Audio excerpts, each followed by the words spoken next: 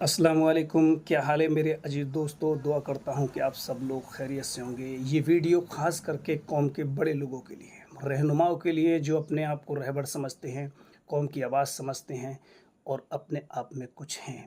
जिनके पास बहुत कुछ है और वो कुछ भी नहीं करते। तो मेरे अजीज़ दोस्तों, अगर मौत तो बरहक है, हर हाल में आनी है और जानदार से जानदार चीज़ को मौत का मज़ा चखना है, इस दुनिया से जाना है। अल्लाह ने अगर आपसे हश्र के मैदान में कौम के बड़े लोगों अगर आपसे ये सवाल कर लिया कि गरीब मजलूम बेसहारा लोगों की बच्चियां शादी के लिए 20-20 साल, 25-25 साल, 30-30 साल, 28 साल अपने घरों में बैठी थीं, इंतज़ार कर रही थीं कि कब उनका बाप उनकी शादी करेगा, कह नहीं सकती थीं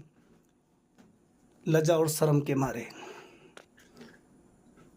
तब क्या जवाब दोगे अल्लाह से आप? क्या ये कहोगे कि मेरे मौला, हम अपनी बच्चियों की शादी शहर के सबसे बड़े होटल में हमने की थी, जो शादी 25-30 हज़ार के टेंट लगकर हो सकती थी, हमने मेरे मौला 2-2 लाख रुपए के होटल बुक किए थे। जो जिस खाने में लाख-लाख, डेढ़-डेढ़ लाख रुपए में खाना हो सकता था, मौला हमने 20-20 लाख रुपए खानों में खर्च किए थे। क्या ये कहोगे मेरे मौला, जो शादी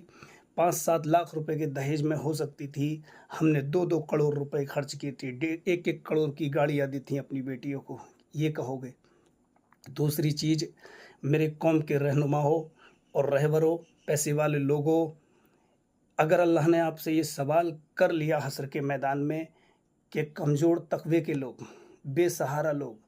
मज़लूम लोग, बीमारियों में मुब्तला थे, लंबी बीमारियों में मुब्तला थे, जिनका इलाज हो सकता था और वो ठीक हो सकते थे, तब आप क्या जवाब दोगे? क्या ये जवाब दोगे मेरे मौला कि जब ऐसे लोग बीमार थे तो हम अपना इलाज,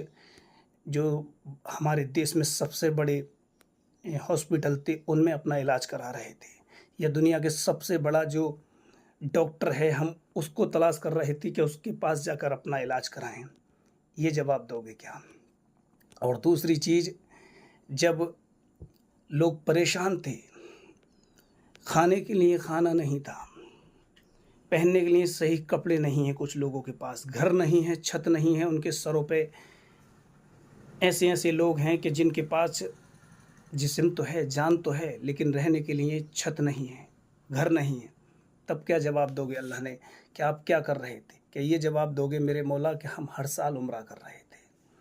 हम 1 साल में 1 बार उम्रे को ज़रूर जाते थे और घर में से 2-2, 3-3, 4-4 लोग भी जाते थे, और मेरे मौला कभी 4-5